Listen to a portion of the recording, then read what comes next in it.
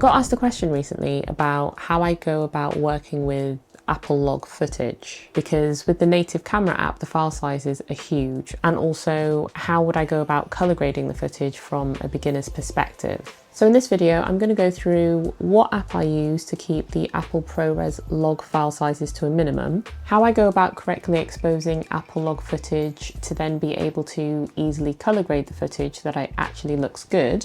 And I'm also going to quickly tell you about an accessory that if you're a solo content creator, you will probably find very useful if you film at awkward angles or if you don't have anyone to film for you when you go out to shoot your videos.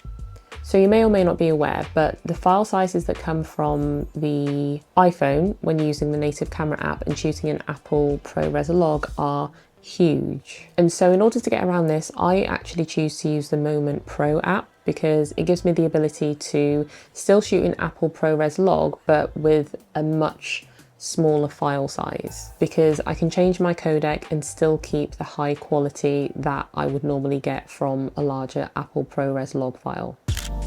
So the codec that I use is ProRes 422 Proxy, and the reason I use this is because it gives a small file size and there's absolutely no loss in quality, and it also means that you can shoot up to 60 FPS without needing to attach an external hard drive like you would have to with the native camera app. So once I've selected my codec, I then have a look at the exposure tools, and first thing that I want to do is turn on my exposure tools like my waveform or my histogram. So I tend to use the waveform when I'm trying to expose for skin tones, like if I was talking to the camera, for example. And in order to use it correctly and just monitor myself, I basically make sure that I'm not going above the top line or below the bottom line. So I like that waveform to sit in the middle. And then I use the histogram if I'm exposing a scene as the main thing, so like a landscape, for example. So what I do with that is I tend to expose more for the highlights rather than the shadows, because highlights can't be recovered, but shadows can be brought up in post even if they do look a little bit grainy. So making sure that the highlights are very much correct rather than being overly bright is the best way. Then when it comes to the ISO, I set my ISO as low as possible, and I basically use the shutter speeds to dial in the exposure. But if I do have my ND filter and I've got the correct case on, then I'll use an ND filter. And what I like to use is a variable ND filter so that I can drop my shutter speed to 1/50th of a second for natural motion blur. But it means that if there's any changes in the scene in terms of the exposure and the light levels, then I can just twist the ND filter and make sure that I'm getting the best exposure at any given time without having to adjust the camera settings again. So there is one thing that I would recommend getting and using just to make your life a little bit easier later on, and that is a colour checker or a colour passport. It's not essential, and I have to admit that I don't use it all the time, but when I do remember to bring it with me, then it really does make my life easier, because in particular it helps later on when colour grading and colour correcting the footage. But all I do is I hold it up in my scene wherever the main action is happening, and then I just hold it up, hit record, so that I've captured a frame with the colour checker in the scene. Okay, so I'm going to shoot some B-roll clips, and then I'm going to take those clips into Final Cut Pro so that I can colour grade them. But before I do that, I do want to talk about this video sponsor, because the accessory that I'm going to be using is going to help me to actually capture my B-roll. And the accessory is the iSteady M6 by Hohem. So there are a few reasons why I think that this is a great gimbal, but one of the features in particular gives it an advantage over some of the other popular smaller gimbals, and this comes down to payload. I mentioned earlier how I like to shoot with ND filters, and I'm going to be using one for this footage. So to shoot my B-roll with my phone, this gimbal is actually really going to help, because smaller gimbals won't take the weight of the filters or lenses that I want to use, which is where the Hohem iSteady M6 comes in. It has a max payload of 400 grams, so having a larger phone like the iPhone 15 Pro Max that I'm currently using, as well as a lens or a filter, is going to be just fine for this gimbal. And then all I do is balance the gimbal and I'm pretty much good to go. The other really great benefit of using a gimbal like the Hohem iSteady M6 is that if you shoot with the ultra wide angle lens of the phone, or if you attach a wide angle lens to your phone, you'll actually be able to adjust the gimbal arm so that it doesn't show up in the frame, and you just do that by tapping the trigger button 4 times. If you're trying to be really steady with your hands as well, slow movements are often better than whipping the phone around, so a gimbal can really help to steady the shot instead of going handheld. There are also 2 additions to the gimbal that you can buy in the bundle which make it even more useful, and one of those is the tracking module. So if you vlog at all and you want to set the camera down whilst you walk around in the frame, you can stand in position and then start and stop tracking via gestures.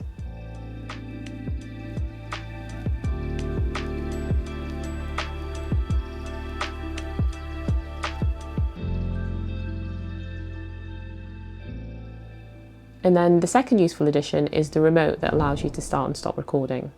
So if you're interested in the Hohem iSteady M6, I've dropped a link in the description, and thanks to Hohem for sponsoring this video. Okay, so now I'll actually go through and show you how I colour correct and how I colour grade the footage from my iPhone.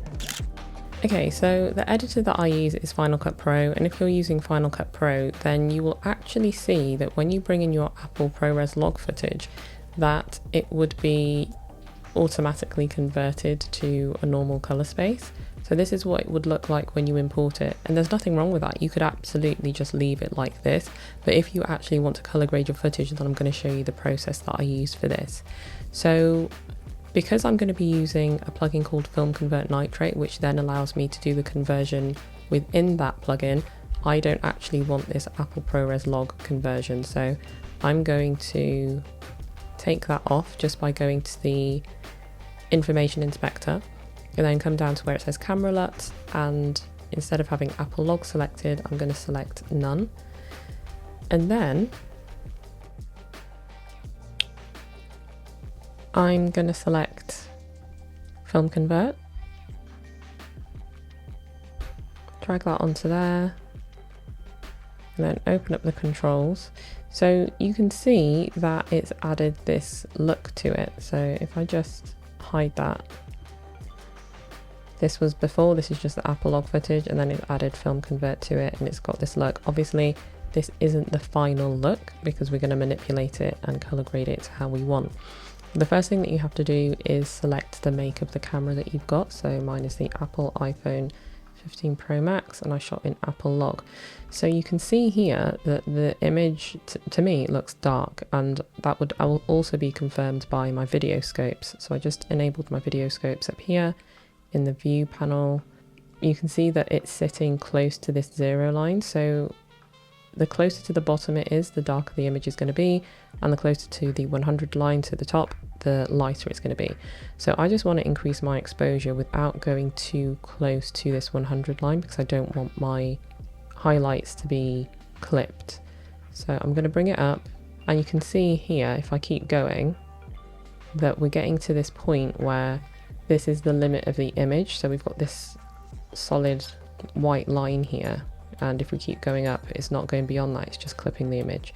So I don't want that line to be touched as such.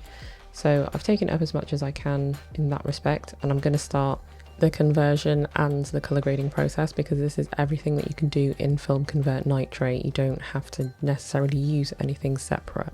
So I've adjusted my exposure, and I'm going to now look for my film stock. So these are all the film stocks that there are. I have my favorites. They're usually the top 3 or maybe the top 4, but for this one, so this is what the second one looks like, and these are all going to look different depending on how you grade the footage. So it's best to choose one before you start grading. You can kind of get an idea of what the look is like, but it's best to choose one before you start grading. So this is the one that I'm going to go for. Yeah, this one. So I'm going to go for this look, and I'm going to start grading it. And so I'm just going to remove my scopes for the minute because I don't need it. I can come back and check later on based on what the footage is looking like. So the vibrance basically increases how bright the image is in terms of the colors and how vibrant those colors are, and it changes the color as well slightly depending on the film stock that you choose. So if I go for, let's say, this one or this one, you can kind of see it slightly adjusts the color of the film stock. So anyway, I'm going to bring it up a little bit, and then you can go and you can add a little bit of saturation as well. I tend to do this a little bit later on in the process. So the film colour, this is how strong that film stock is going to look. So I rarely have it all the way up to the top. I tend to have a bit of a happy medium, so it's anywhere from like 50% to, I don't know, maybe like 80%. That looks good for me. And then this Sin to PFE is the contrast. So you can see the less we do, the more faded it looks. And then the more you do it, then the more contrasty it looks. So again, I just play around with that until I get the look that I really want. Then the grain, this is another one of those reasons that people like to use Film Convert to add some film grain to the footage as well. So this is at 100. Let me just increase the view so that you can see. Here's the grain, and if we start to pull it back, you can see the grain is gone completely, and if we take it up, you can see how much grain is being added to the clip. So I don't like to go too crazy with this, so I tend to have it somewhere between 40 and 50%. And then I play around with my colour wheels and add a little bit more saturation in here. And then also start to play with the shadows, the midtones and the highlights. And this is where I bring my video scopes back, just so that I can make sure that I'm not going past those values.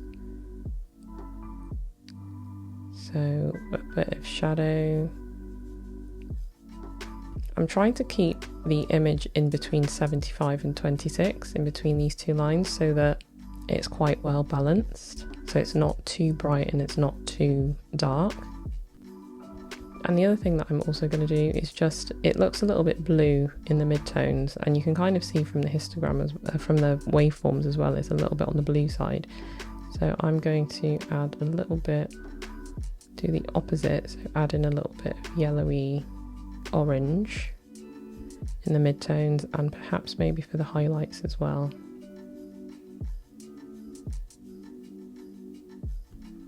And then I'm also just going to add a little bit more in my shadows. And it's just a case of tweaking this until you're really happy with how it looks. And then once you've done that, that's pretty much it. So as I said, I've dropped a link in the description to the Hohem iSteady M6, and if you want to see how I film B-roll in boring locations, then I recommend checking out my next video.